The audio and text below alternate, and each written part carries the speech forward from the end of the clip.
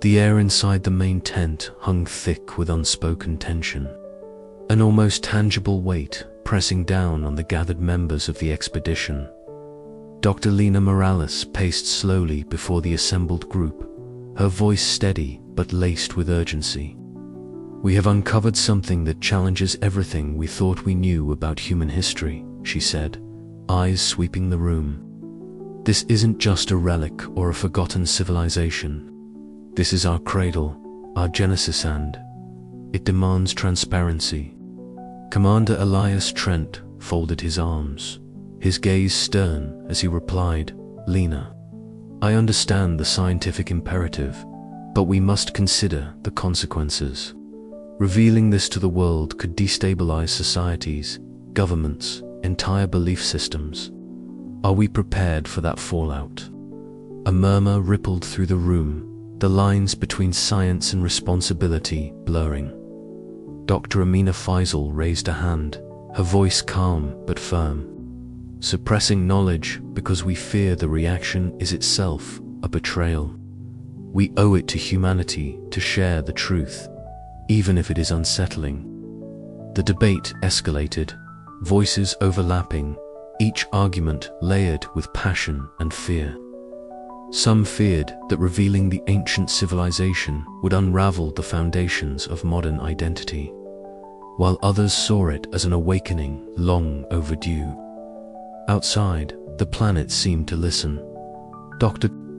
Rajiv Patel crouched beside a patch of bioluminescent flora, their soft glow pulsing in time with an almost imperceptible rhythm. He reached out tentatively, brushing a finger against a leaf, and the light flared brighter, bathing his face in an ethereal blue. A low hum filled the air, vibrating through the ground and rising into the night sky. Rajiv whispered to himself, "This planet, it's alive, not just biologically, but somehow aware. It's reacting to us." Back inside the command tent, Elias stood before the viewport, the ruins sprawling below bathed in the fading light of dusk. The sky above shimmered faintly, colors shifting in patterns that defied explanation. His mind churned with the enormity of their discovery and the burden of leadership in these uncertain times. Later that night, Amina sat alone, her fingers dancing across her datapad as she analyzed streams of environmental readings. Patterns emerged, fluctuations in atmospheric composition, subtle seismic shifts, and bioelectrical signals that defied natural explanation. The planet's systems pulsed with life, responding to every footstep, every breath taken by the expedition. She leaned back, a chill running down her spine. Cradle isn't just a place, she thought. It's a sentinel, a keeper of memories. And it's watching us. The fractures within the team deepened.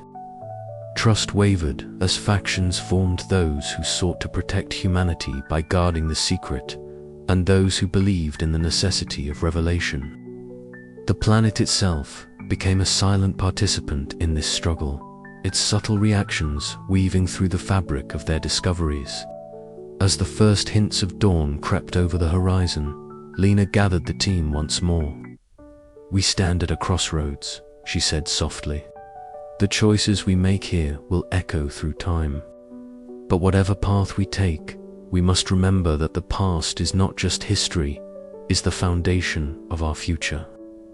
Outside, Cradle pulsed gently, its living heart beating in time with the fractured memories of a civilization long forgotten but not forever lost. The sun dipped low beyond the jagged horizon of Cradle, casting long shadows over the sprawling ruins that sprawled beneath the team's feet. The air was thick with dust and the faint hum of ancient mechanisms stirring to life. Dr. Maya Lin stood at the forefront, her breath steady but her heart pounding in sync with the rhythmic glow pulsing from the colossal structure before them, the heart of the Cradle. An archive lost to time, but now on the cusp of awakening. "This is it," Maya murmured, fingers tracing the glowing glyphs etched deep into the archive's entrance. The symbols shimmered faintly under her touch, as if acknowledging her presence.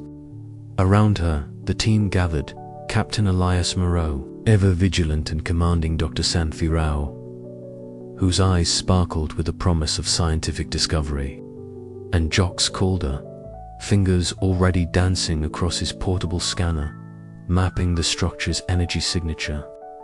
"Are we ready for this?" Elias's voice cut through the thick silence, his gaze flicking between the ancient doorway and the faces of his team. "Once we step inside, there's no turning back." Maya nodded, swallowing the lump in her throat. "We have to be, for humanity's sake." With a steadying breath, she pressed her palm against the central glyph. The surface rippled like liquid glass and then slowly receded, revealing a vast chamber bathed in a soft cerulean light. The air inside was cool, carrying a faint scent of ozone and something inexplicably organic. The walls, curved and seamless, bore intricate carvings that twisted and flowed with the grace of living organisms. Sanvi stepped forward, her fingers brushing the nearest wall. "This is bioengineered stone," she whispered, all lacing her words. "It adapts and responds to the environmental life in a way we can hardly comprehend." Jox's scanner beeped rapidly, capturing data streams that coursed invisibly around them. "The energy here is off the charts. Whatever powered this place was beyond anything we've encountered." As they ventured deeper, the chamber's center erupted in a cascade of light. Holographic projections shimmered into existence, threads of blue and white twisting into shapes both alien and familiar. Towers rose and fell. Landscapes bloomed and withered. Bioengineered creatures, some eerily humanoid, others utterly strange, danced through the light. Maya's eyes widened as she recognized the sequences unfolding: genetic codes, architectural schematics, and social constructs, all woven together in a tapestry of knowledge. "This archive isn't just a record," she breathed. "It's a living history, a blueprint of the civilization that came before us." The projections shifted, focusing now on detailed images of human ancestors, their forms morphing as they displayed stages of bioengineering enhancements. Muscular limbs gave way to sleek, adaptive skin. Neural pathways glowed with artificial synapses. The earliest days of post-human evolution played out in ghostly light. Sanvi's voice trembled with excitement. They weren't just survivors, they were pioneers, shaping themselves and their world in ways we're only beginning to understand. Captain Moreau's eyes narrowed, his mind racing beyond the wonders to the weight of responsibility. "If this knowledge falls into the wrong hands, we must be careful," Maya agreed. "But hiding it away won't protect anyone. It's our legacy, our origin. We need to understand it, even if it challenges everything we thought we knew." Jox's scanner suddenly flared, detecting a dormant system awakening beneath the projections. "Some of these mechanisms are still active. There's more here than just data there. Could be technology, weapons, or worse." A tense silence fell. The team exchanged glances, the excitement mingling with an undercurrent of fear. The Cradle's heart beat steadily before them, a beacon of forgotten knowledge and untold power. "Then we proceed with caution," Elias declared. "We're the custodians now." Hours passed as they sifted through the projections, piecing together fragments of a civilization that had shaped the very essence of humanity. Each revelation was a spark illuminating shadows, igniting questions, and weaving a narrative that spanned millennia. Maya could feel it in her bones. The archive was more than a repository. It was a call across time, a message woven in light and life, urging them to remember who they were and to decide who they would become. As the chamber's light dimmed with the setting sun, the team prepared to delve deeper, unaware of the eyes watching from the shadows beyond the ruins. The cradle was awakening, and with it, the echoes of the past stirred once more. The chamber was silent, save for the soft hum of the archive's awakening systems. As Dr. Lyra Voss approached the central console, the room bathed in a pale blue glow. A cascade of holographic data spiraled into the air before her. The DNA helices, impossibly intricate and alive with color, twisted and turned like living sculptures. Lyra's breath caught in her throat, fingers trembling slightly as she reached out, unable to resist the urge to touch the shimmering strands. "It's unlike anything I've ever seen," she murmured, eyes wide with wonder. Professor Malik Chen joined her, adjusting his glasses as he examined the overlay of genetic sequences and corresponding societal data. "These aren't just biological modifications," he said thoughtfully. "They're a record of a civilization evolving not only physically but culturally in tandem." Post-human evolution was as much about social adaptation as it was about genetic change. Lyra nodded, absorbing the depth of their find. The archive revealed a civilization that had manipulated its genetic makeup with surgical precision, embedding traits designed to enhance cognition, resilience, and even empathy. Yet, intertwined with the biological advancements were shifts in societal structures, new forms of governance, communal living, and philosophical frameworks that seemed to prioritize harmony between individuals and the environment. Meanwhile, Captain Sarah Endor stood near the viewport, her gaze fixed on the alien horizon of Cradle. The twin suns dipped low, casting elongated shadows across the rocky terrain. Her mind churned with conflicting thoughts. If they could engineer themselves to such an extent, she mused aloud, what does that mean for us? For humanity's future? Are we ready to follow their path? Or are we risking something more profound? Aidan Rourke, who had been working silently at a side console, looked up. "I'm interfacing with the neural networks embedded within the archive's biosynthetic systems," he reported, his voice tinged with excitement and caution. "The technology is so advanced it blurs the line between organic and synthetic intelligence. Accessing it could unlock knowledge we never dreamed of. But there's a risk tampering with it might trigger defensive protocols or corrupt our systems." The group gathered around, the weight of their discovery settling over them. This was more than an archaeological find. It was a living testament to humanity's forgotten potential and its possible futures. Yet, with this knowledge came responsibility and uncertainty. How much should they reveal? How much should they attempt to replicate or integrate? Lyra's fingers danced over the holographic interface, pulling up sequences that seemed to encode traits enhancing emotional intelligence and longevity. "They engineered empathy," she said softly, "not just for survival, but to cultivate understanding. It's beautiful and terrifying." Malik's eyes darkened, but it also suggests they faced challenges that forced such measures, perhaps threats we have yet to comprehend. Sarah turned from the window, her expression resolute. "We need to prepare for those challenges too. This planet, this archive, it's a crossroads. We can either learn and grow or repeat their mistakes." The team debated late into the artificial night, the archive projecting visions of ancient cities, genetic blueprints, and philosophical treatises. Each revelation pulled them deeper into the threads of evolution, woven by those who came before. Yet beneath the exhilaration lay unease. Some feared that embracing the post-human path could mean losing what it meant to be human. Others saw it as the next step in survival and enlightenment. The conversation was not just scientific, but deeply personal about identity, legacy, and the essence of life itself.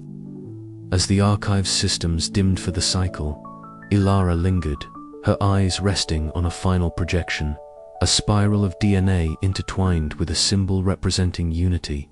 It was a message from the ancients, a hope or a warning. "We stand at the edge of a vast unknown," she whispered, "and the choices we make here will echo for generations." Outside, Cradle's twin suns rose again, casting fresh light on a planet that held the keys to humanity's past and, perhaps, its future. The expedition had uncovered threads that could weave a new tapestry of evolution, but the pattern remained uncertain, fragile, and full of possibility. The low hum of the ancient archive was a constant presence in the background as Dr. Elena Vasquez adjusted the HALE interface before her. The dim light flickered softly, casting long shadows on the walls etched with symbols that had confounded humanity for centuries. Tonight, however, the symbols began to speak in a language that was once lost, but was now being painstakingly recovered. "Look at this," Elena whispered, eyes scanning the rapidly translating text that shimmered across the translucent screen. The Erasure Protocol. Malik Wren, seated beside her, leaned forward, his fingers dancing over the controls as he pieced together fragments of meaning from the ancient code. "It's a failsafe," he said, voice low and steady, yet tinged with disbelief. They wiped their own memories, their culture, to prevent something catastrophic from happening again. The weight of that realization settled heavily over the room. The ancients, the very civilization they had come to understand as humanity's true origin, had deliberately erased their history to protect their future, or perhaps to protect the galaxy from repeating a devastating mistake. Outside, the night on Cradle was serene, stars shimmering against the dark velvet sky. But within the base camp, unease had begun to take root. Captain Aidan Cross stood watch near the perimeter, his sharp gaze scanning the horizon. Earlier that evening, unexplained interference had caused several equipment failures, communications scrambled, sensors flickering unpredictably. "Something's out there," Aidan muttered into his calm, voice tight with suspicion. "We're not alone." Back inside the lab, Dr. Sarah Nader sat hunched over her neural scanner, monitoring brainwave patterns of the team members as they processed the new revelations. Suddenly, her own vision blurred, colors swirling and sounds warping around her. A cold wave of disorientation washed over her, as if an unseen force was tugging at the edges of her consciousness. Sarah Elena's voice cut through the haze. "Are you all right?" Blinking rapidly, Sarah nodded, but the lingering sensation of mental fog was undeniable. "It's like something is trying to block my memories," she whispered. "Like the planet itself or something else is enforcing that protocol now." The room fell silent, each member grappling with the implications. If the Erasure Protocol was still active, if forces unknown were watching and suppressing knowledge, then their mission was in peril. Later, during the heated council meeting in the main tent, voices clashed in a storm of urgency and fear. Some argued for full disclosure, believing humanity deserved the truth, no matter the cost. Others advocated caution, fearing that revealing such knowledge might unravel the fragile identity of modern civilization. "We risk everything by sharing this," one scientist warned. The cultural erasure wasn't just history, was a warning. But hiding it only perpetuates ignorance, countered another. "We have a responsibility to learn and grow." Captain Cross slammed his fist on the table. "Enough. If we can't trust each other, we're doomed. We have to figure out who or what is watching and stop it before it stops us." Tension thickened the air, the seeds of mistrust taking root. The expedition was no longer just a scientific endeavor.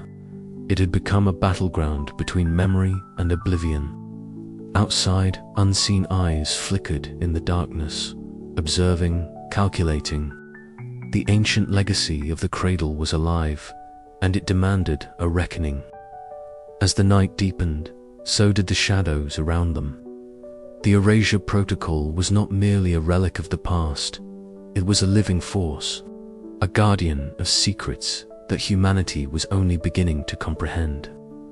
And the question remained, could they face the truth without losing themselves in the process? The journey ahead promised not only discovery, but a test of what it truly meant to remember and to forget. The sun dipped below the horizon, casting long shadows across the rugged terrain of Cradle, as the expedition camp settled into a restless twilight. The air held a charged stillness, a subtle shift that seemed to hum beneath the surface of the planet itself. Dr. Elena Marquez stepped outside the central dome, her breath misting in the cooling air, eyes scanning the darkening sky. She had noticed the unusual energy readings on the sensor's earlier ripples that defied any known natural phenomenon.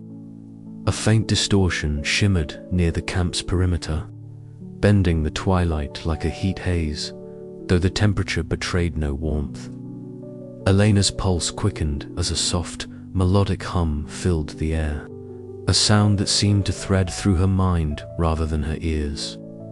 It was haunting, beautiful, and impossibly ancient. She reached out instinctively, her hand trembling as if to grasp the intangible melody. Inside the command center, Captain Jiro Tanaka observed the data streams flickering on the monitors. "We're picking up something," he announced, voice steady but tinged with concern. "Not an environmental anomaly. Something else." Dr. Samir Patel adjusted the sensors, his fingers dancing over the controls. "It's like an energy field, but it's alive, responding to our presence." Elena returned to the dome, her face illuminated by the soft glow of holographic projections.